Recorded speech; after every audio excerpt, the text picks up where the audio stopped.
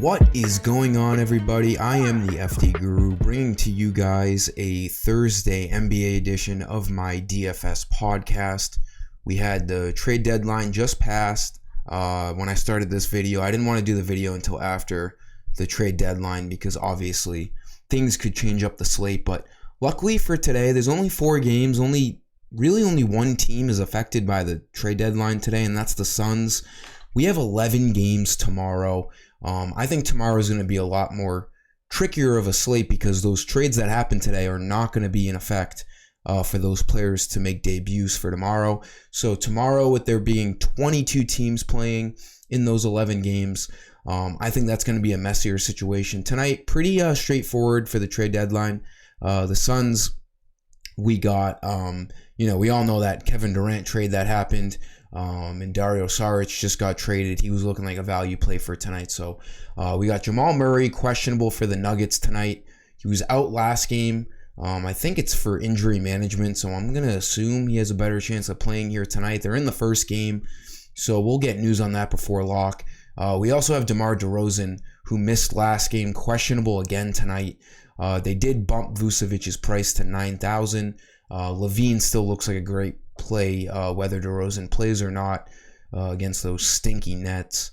Then we have LeBron questionable like every other game in that late game. We're not going to get a full confirmation on him playing or not. It's just ridiculous. In that night of breaking the scoring record, he was listed questionable, and he had his entire family, friends, high school friends, teammates, they all, attended the game, and he's still questionable on the injury report. We're getting video shoots of him in the hallway with a fucking tux on, ready to break the scoring record, but no, the injury report's going to say questionable. It's such a hoax. NBA must do better, especially for us DFS players, and now that gambling's so big these days, they got to be more on point. I'm going to assume LeBron plays, but it's like, who knows? Questionable, I don't know. I don't even know how to make sense of it, but let's dive into today's video. 5 plays as usual. Not a ton of great value out there, but everyone is facing the same challenges. Hopefully we can have a better night than last night. Really, nothing went our way. We had that Josh Hart trade for the after hours, got a 0 from him. DraftKings after hours did cash in, though. We did avoid Josh Hart. And then, the main slate was pretty brutal. If you had my original cash FanDuel lineup, like a lot of you guys ended up messaging me with the Raul Neto and Bam Adebayo instead of Mobley and DeLon Wright, it ended up making a huge difference. But regardless, let's have a better night tonight. 4 games, maybe we take something down. For point guard, looking at Markelle Fultz, $6,500, not the best price on him, but we're going to be pressed to find good value here tonight. If DeRozan and Jamal Murray are both ruled in, and LeBron James. So Fultz at $6,500, he's going to play, over 30 minutes most likely here. This game is surprisingly kind of a close spread. I think it's 6 points against the Nuggets. The Magic are at home. It's a high over-under. He's about a fantasy point per minute kind of guy. He's going to be starting. Should get you in the high 20s at the very least. So looks like a decent cash game play. Not too much risk. And then he has that 40-point ceiling as well. So by no means a lock right now, but Fultz is definitely a guy I'm eyeing for tonight.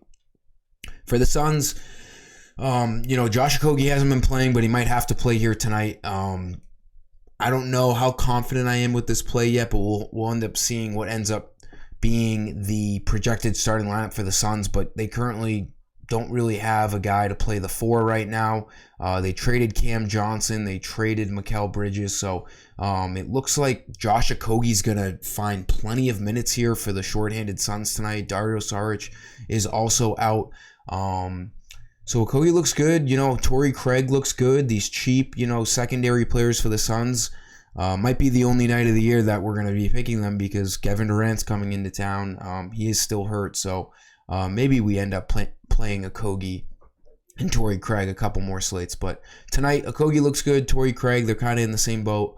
We'll have to see what they end up doing.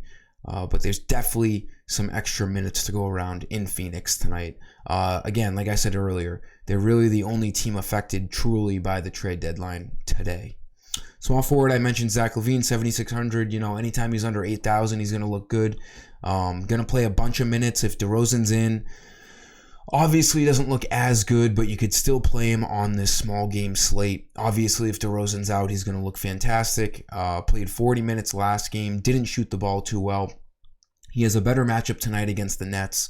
That Nets lineup looks really, really bad now. They got Ben Simmons starting at point guard most likely with Dinwiddie and I don't even want to say the rest of the team. Claxton, I actually like Nicholas Claxton. He's really the only guy I like on that Nets team, but regardless, the Bulls should be able to get the win in Brooklyn tonight. It's a good matchup for DFS purposes. LaVine looks good at 7,600. Power forward, I think Giannis is going to absolutely crush the Lakers tonight in LA. You know, as much of a storyline that LeBron scoring record was, they still ended up losing, last game. So, the Lakers are still pretty bad. The Bucks could easily come into LA and, put up a ton of points on them. I think Giannis at 12.5 looks good. You have Nikola Jokic on this slate too, so it's going to be borderline impossible to get them both in your lineups. So I would stagger Giannis and Jokic because they're both in fantastic spots for tonight. I like Giannis just a tad more than Jokic, so expect him to get towards that 60 fantasy point mark to hit value. Then for center, I don't really love center right now, but we'll try to get some value. John Collins, surprisingly, staying in Atlanta past the trade deadline. He was a candidate to get moved, but he ended up not. He's kind of a decent play at 5,800. He's going to see 30 minutes, maybe more of a GPP play because he does have a decent ceiling, but he can get you, only 20 fantasy points too, as we've seen over the last few games.